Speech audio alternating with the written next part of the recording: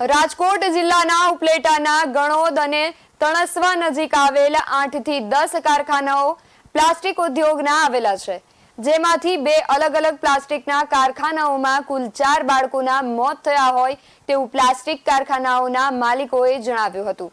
જેમાં તણસવા ગામ નજીક આવેલ 2 પ્લાસ્ટિક કારખાનાઓમાં નાના બાળકોને ઝાડા ઉલટી થવા પામ્યા હતા અને સારવાર અર્થે ઉપલેટા હોસ્પિટલમાં દાખલ કરેલ અને ત્યારબાદ જૂનાગઢ ખસેડવામાં આવ્યા હતા અને 2 અલગ અલગ કારખાનાઓમાં કુલ 4 નાના બાળકોના મોત નિપજેલ હતા તેવું પ્લાસ્ટિક કારખાનાના માલિકોએ જણાવ્યું હતું। મૃતક બાળકોમાં કાર્તિક, કવિતા, સેજલી અને બંસી આમ કુલ 4 બાળકોના 1 થી 7 વર્ષના બાળકોના મોત નિપજેલ છે।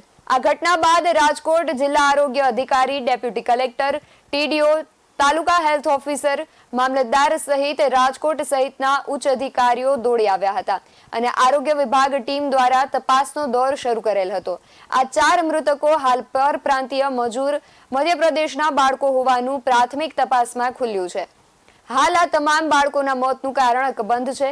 આરોગ્ય અને તપાસ ટીમના રિપોર્ટ બાદ સમગ્ર હકીકત જાણવા મળશે।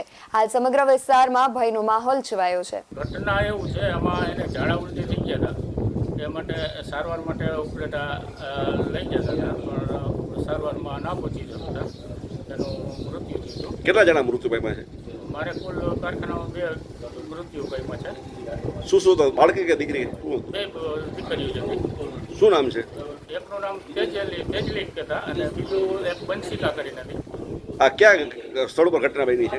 આ તણસવા રોડ ઉપર ઘટનાની વાત કરું તો અહીંયા જે કંઈક તણસવા રોડ ઉપર પ્લાસ્ટિક યુનિટ છે તેમાં અર્ચન પોલિમર્સમાં 2 બાળકો ઝાડા ઉલટીના હિસાબે ડેથ થયેલા છે અને સંસ્કાર પોલિમર્સ કરીને કારખાનું છે એની અંદર પણ 2 બાળકોના ડેથ થયેલા છે અને એ લોકોની જે જૂનાગઢ હોસ્પિટલમાં સારવાર લીધેલી હતી અને 2 બાળકો છે એ અત્યારે જામનગર સારવાર લે છે। હાલ અત્યારે શું આવ્યા હતા અધિકારીઓ? એ પછી અહીંયા આરોગ્ય વિભાગની ટીમ સતત 3 દિવસથી આવે છે અને કાલે રાજકોટ જિલ્લાના આરોગ્ય અધિકારીઓ, પછી ડીવાયએસપી, મામલતદાર સાહેબ, નાયબ મામલતદાર સાહેબ, ડેપ્યુટી કલેક્ટર સાહેબ બધા આ સ્થળની મુલાકાત લઈ અને જેને કોઈને કંઈ યોગ્ય સારવારની જરૂરત હતી એની સારવાર પૂરી પડેલ છે અને એકાદ કેસ જે હતો એને પ્રાઇવેટ હોસ્પિટલમાં ઝાડા ઉલટી હતા એને દાખલ કરેલા છે। બસ તણસવા રોડ ઉપર મારું કારખાનું આવેલું છે। 4 છોકરાને ઝાડા ઉલટીના થયા હતા, 2 છોકરા મૃત્યુ પામ્યા છે અને 2 છોકરા હાલ સારવારમાં જામનગર માટે ગયેલા છે, ત્યાં તેની ટ્રીટમેન્ટ ચાલુ છે। કઈ રીતે ઘટના બની? શું હતું? એ બધાને ઝાડા ઉલટી થયા અને કોઈને આમાં પાણી ઘટી ગયું ને ડેથ નીપજ્યું છે, જે દવાખાને લઈ ગયા ત્યાં 1 મૃત્યુ ત્યાં પામ્યું છે અને જૂનાગઢથી અમે રાજકોટ જવા નીકળ્યા ત્યાં 1 મૃત્યુ ત્યાં રસ્તામાં પામ્યું છે। હાલ પરિસ્થિતિ કેવી છે તમારે? જે અત્યારે તો બધું બધાને સારું છે, કોઈને કાંઈ વાંધો નથી અને 2 જ બાળકો ત્યાં સારવાર નીચે છે। મૃતકનું નામ? કાર્તિક ને કવિતાબેન।